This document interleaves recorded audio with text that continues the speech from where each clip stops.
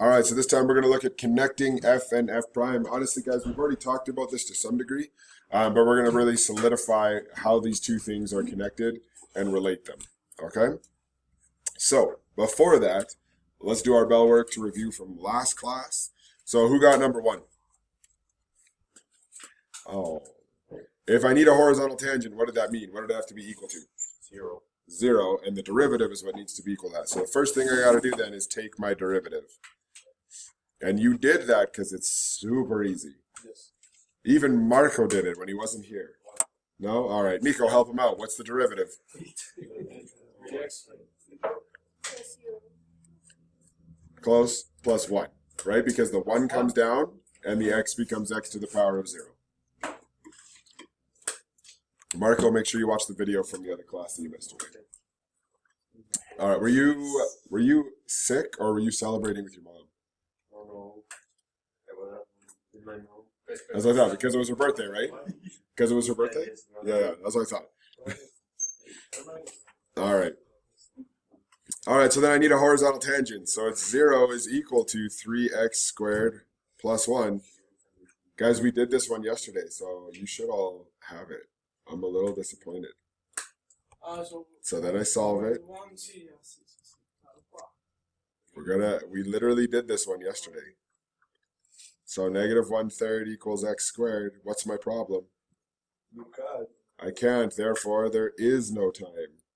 So no horizontal tangent, like ever. There's never going to be one, right? Because it's undefined. I cannot take the square root of negative 1/3. We did it. We did it last class. This exact problem. I should almost change it.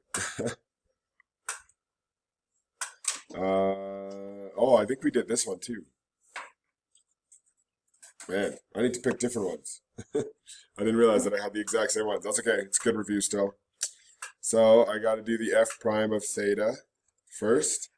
What is the derivative of theta plus sine theta? So this is cos. The first part, though, is 1, just like the x here was 1. So it's going to be 1 plus cosine theta. Then I make it equal to 0.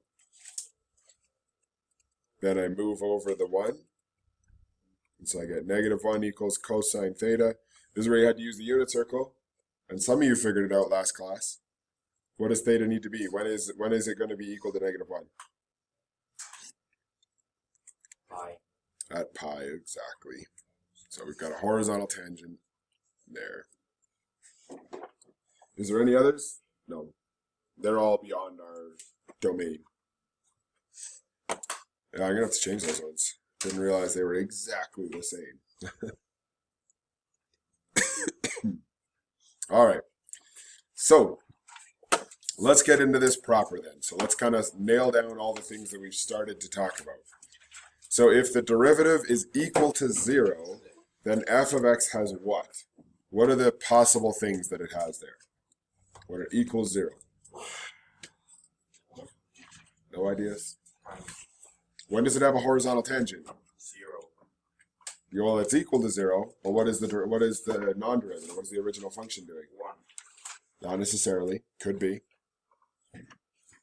So this means that it's got a horizontal tangent.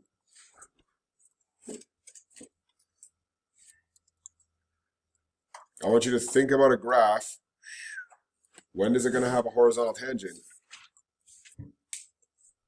Not anywhere that's curved like this. So where is it going to be? Wait. Don't draw this. This is just like me showing you. What are those points right there?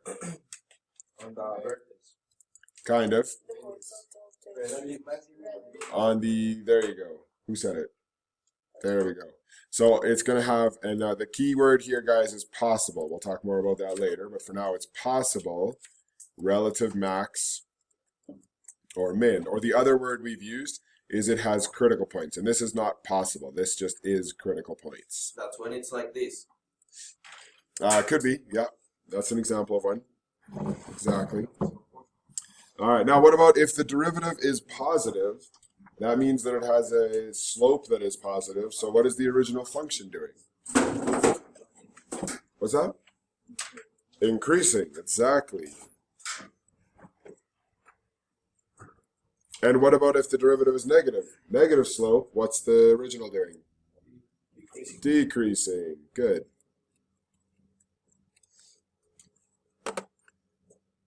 All right, now, this is where it's more specific and we can classify maximums or minimums.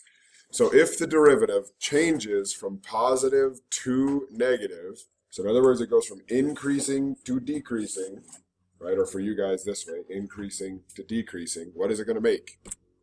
Critical point. Yep, but like, look at my hand. Which one? Think about it, guys. Increasing, decreasing. Negative. What's this point up here? Relative. Real max. There you go. Right? If it's increasing and then decreasing, that's going to be a relative max. And if it's going from negative to positive, in other words, it's decreasing and then increasing, it's a relative min. Amazing. All right, so I think we've talked about all of those, but now we're just solidifying it into a chart. This chart's on the wall as well, right? If you look over there, that blue poster, that's got all that information. Ignore the last column, because you guys, we haven't done second derivative yet. But those first two columns give you all of this. Okay. So, if we call this f of x, then what we can do is we can sketch like a possible f prime. Okay, so what are our key things? Well, this here and this are going to be relative maximums. In order to be relative maximums, what does the derivative need to be doing? Changing from what to what? Positive to negative.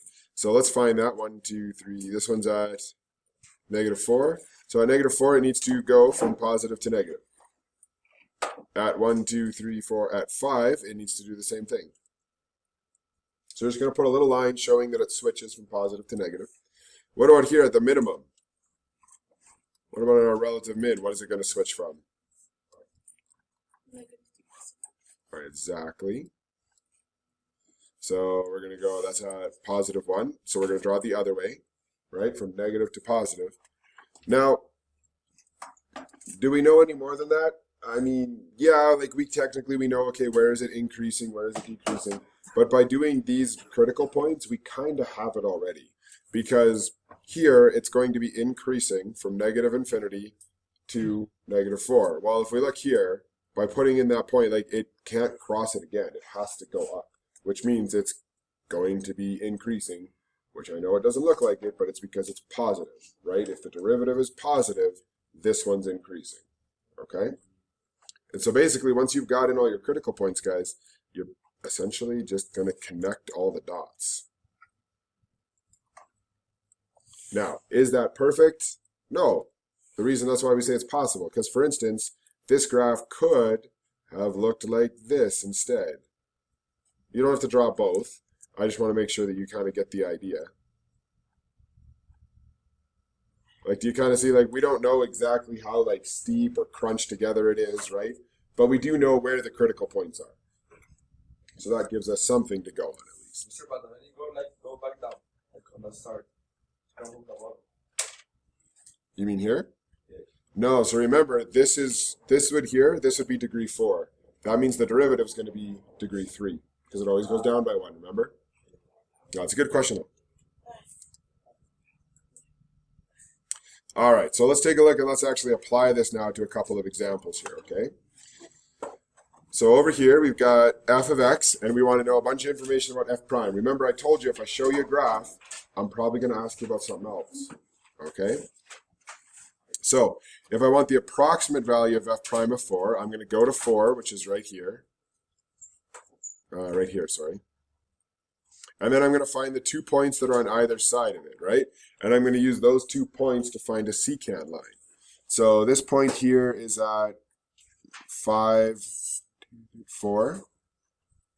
And this point down here is at 3, negative 1. So we're going to use those 2 to find our secant line to say that it's roughly this.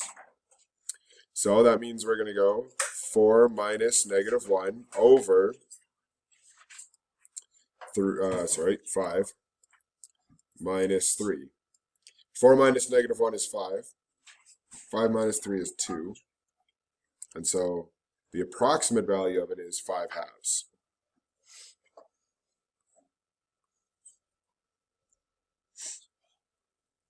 So then we want to know at what values of x is f prime of x equal to 0? Well, that's going to be at all of the critical points, right? This is a graph of f of x, so I need my critical points. What are the 3 critical points there? What are x equal to for each of our critical points? Maybe, you know what, I guess I'll do this in a different color. So let's switch to green, switch to light blue. So these are these points here, right? What's the x value at each of those? What's this one? 1, 2, 3, 4. So that one's -4. And then this one's at, what's this one down here? Just the x coordinate. +1. Right, because it's on this side of the x-axis. And then this one we already wrote down, it's 5. Right? Now when it says to justify our answers, what's our reasoning? Well, it's because f of x has relative max or mins. Right? If it's got critical points, then we know that the derivative is going to be equal to 0 and vice versa. We know those two things in like both directions, I guess. All right, so now let's switch over to green. We're talking about on what open interval is the derivative less than 0. Let's start with our justification. So we know that the derivative is going to be less than 0 if the original function is doing what? Decreasing. I can see you guys doing it with your hand, or at least a couple of you, right? It's got to be decreasing. So because f of x is decreasing, so let's go highlight those areas on our graph. If you have highlighters, feel free to use them. So we can see here, it's clearly decreasing here, and it's clearly decreasing here. So those are our 2 intervals, right? So this goes from the max to the min, and then from the max to infinity. So from our maximum, that was -4 to our minimum of 1. And again, from our maximum of 5 to positive infinity. All right, those are the 2 intervals where it's doing that.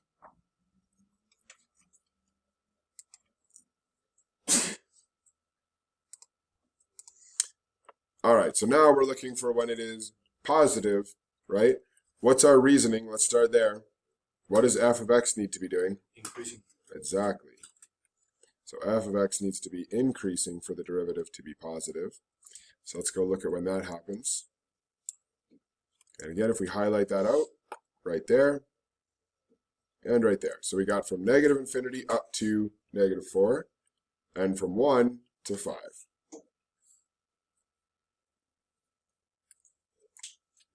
From negative infinity to -4, and from 1 to 5. Does that make sense to everybody? Right? We can go, basically we did it in the reverse order before. Now we're just saying, hey, we can do it both ways. If the derivative is positive, we know that this one's increasing. And if it's increasing, we know the derivative is positive. Okay? All right. Let's take a look here. At what values of x does the graph f prime of x go from below the x-axis to above the x-axis? So in other words, when is it going from negative to positive? What does that mean it's going to have, the original?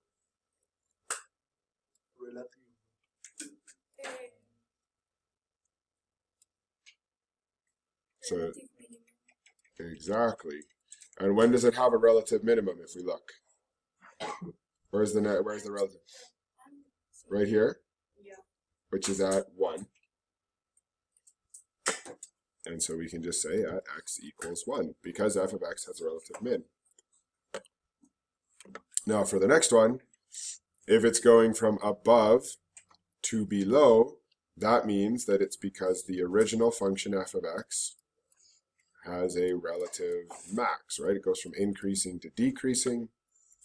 And that happens twice for us at -4 and at 5. X equals -4 and 5. All right, so that allowed us to go from like we had the original and we used the original to justify what was going on in the derivative. Now, if we look at this one, pictured as f prime. So we're going to use the derivative to justify what's going on in the original this time, okay? So we're kind of doing it in the opposite way. So on what open interval is the graph f of x increasing? So what color we did that in? We did that in pink, so let's do it in pink again. Or purple, I guess. So if this is the derivative, actually, no, hang on, let's back it up. Let's use the justification. So this is because f prime of x is what? What does f prime of x have to be in order for it to be increasing? Bigger than There we go, bigger than 0, okay? So we can just write it like this, bigger than 0, positive, okay? And if we look, that only happens in one little interval right there, right? That's it. It's the only place it happens. And so that's going to be from -3 to -2. Guys, I know that it's a little bit confusing in the sense that we think, okay, where is it increasing? Well, it actually ends up being, in this case, where the derivative is decreasing. But that's because we're not asking about that. We just want to know what the sign of it. And the sign is positive. Sign is positive, even though it's decreasing. That means the original one is increasing because the sign of the derivative is positive. All right. Now let's look at decreasing, which I believe we did in green. Yep. All right, so let's start off with that reasoning again. So it's because what does the derivative need to be in order for the original function to be decreasing? Negative, less than 0, exactly. So I have a question. Yeah, what's up? Why is it different from the other side? Oh, because I'm not doing the exact same things, that's all. What? What do you mean? Like it's different, just like, you mean like... Look, that on the other one, when it asks us, what is the interval? Yeah. It's different. Like there's 2 points. there's two values. Like 2 different ones? It's going to happen in this next one. It just depends on the graph. In this particular graph, it's only increasing here. When we look at decreasing, this is all negative. What happens at 2? Is it increasing or decreasing? It's what?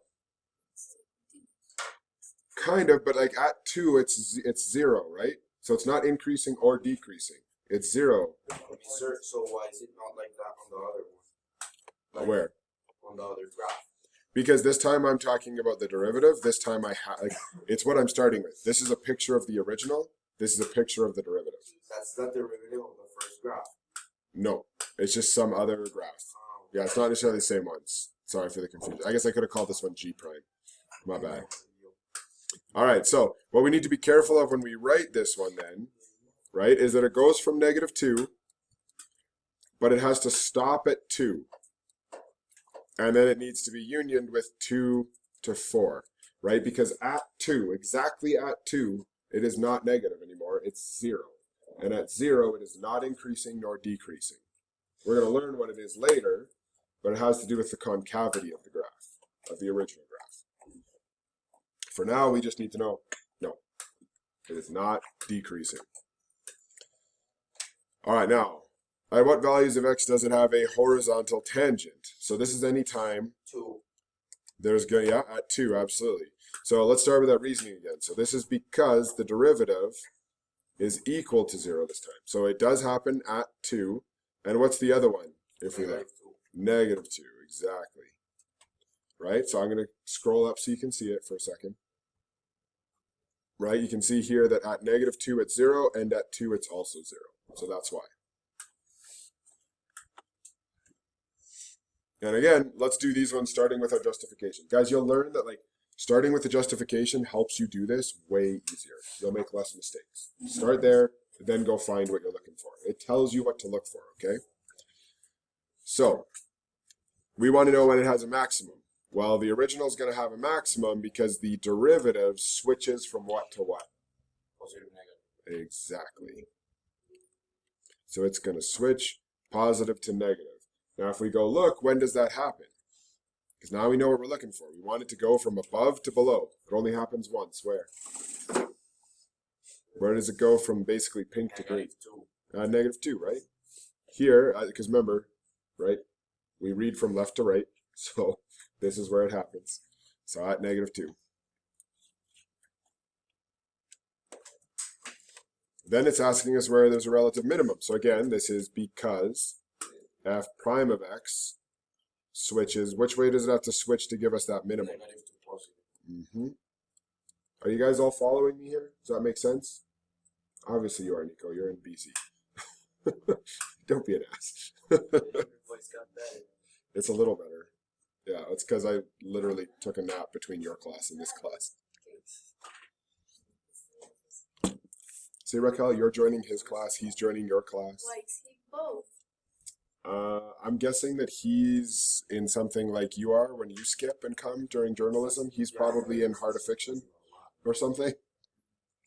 All right, guys, if we go look at this, does it ever go from negative to positive? Well, that goes from negative to negative, though. So it's not actually negative to positive, is it? There's no. So there isn't one. Exactly. So none or never. Right? And the reason is because f prime of x never actually switches. So here we can just kind of add the word, because f prime of x never switches from negative to positive. All right, and our last one. What is the slope of the normal line to the graph of f of x at x equals 4? So we have a derivative, so we can find f prime of 4.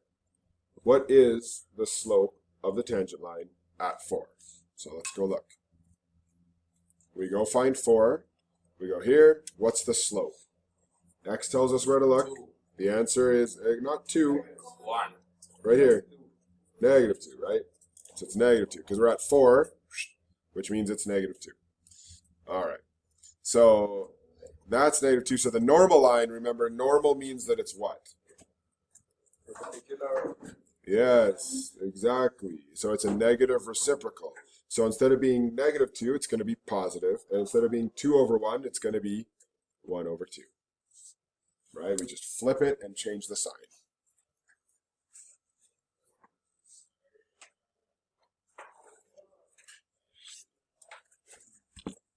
Feel good? Ready to do the last one?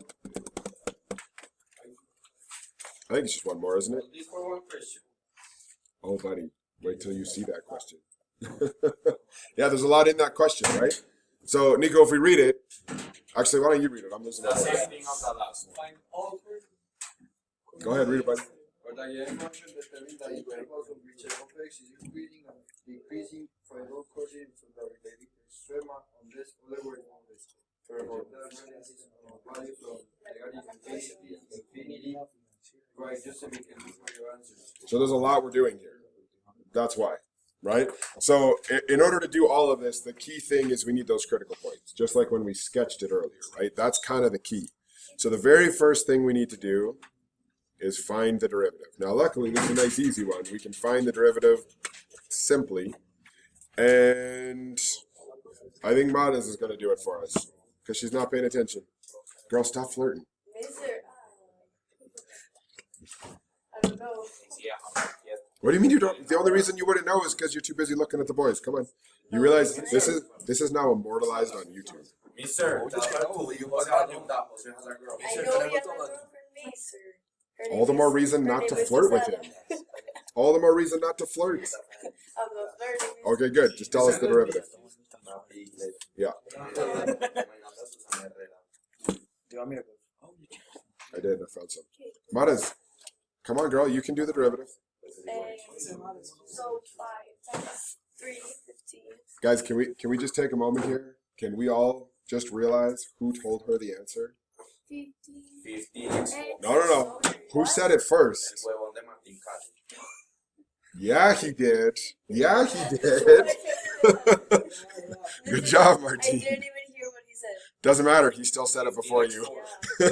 He still said it before you.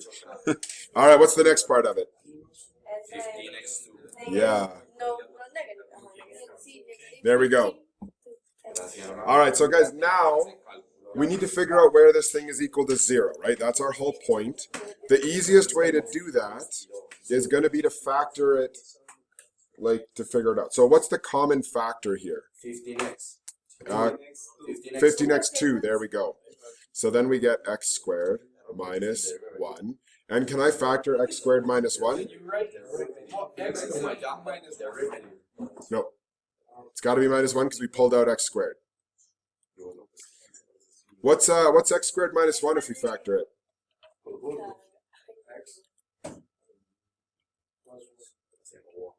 Right, that's a difference of squares, right? Guys, why is that important? Well, because what's going to make this equal 0? When x is 0. What makes this 0? Negative 1. What makes this one 0? Exactly. So those are our critical points. So now we're going to do the sign analysis.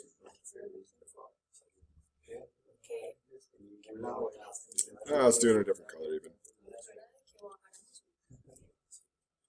Negative 1, 0, and 1. Oops. What are you doing? What do you mean, what am I doing? We're doing the sign analysis. You guys did this last year, I think. What's the sign analysis? Or you're going to find out. We have to go. Berrio didn't teach us anything. We have to plug. Who? Berrio. Who's that? Mr. Sandro. Oh, Sandro taught this. No, didn't. I'm pretty confident that you guys did There this. was that teacher that left me and Well, even if he didn't, I'm going to teach it to you now, so it's okay. All right. So we've got in our critical points. Then the key is to find something in the interval. Guys, use numbers that are easy. Okay, I could put negative 1,000,000 here, and I know when Mauricio teaches it, he does. But like that's hard, right? It's not wrong, but it's harder. So I always pick easy numbers. So I would say like pick negative 2. Here, I would probably pick negative 1/2 between 0 and negative 1. Between 0 and 1, I'd probably pick 1/2 or 0.5 if you prefer. And greater than 1, I'd probably pick 2. Now, if you think 5 is easier or 10, use those. It doesn't matter.